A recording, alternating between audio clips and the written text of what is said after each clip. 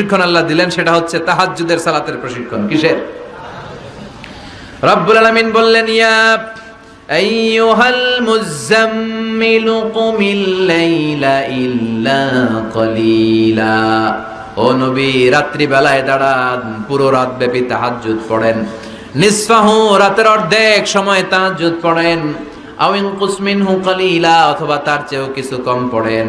আও জিদা আলাইহি, অথবা তার চাইতেও বেশি পড়েন। ও নবী, রাত্রিবেলা দাঁড়িয়ে তাহাজ্জুদের সালাত পড়েন। কিসের সালাত?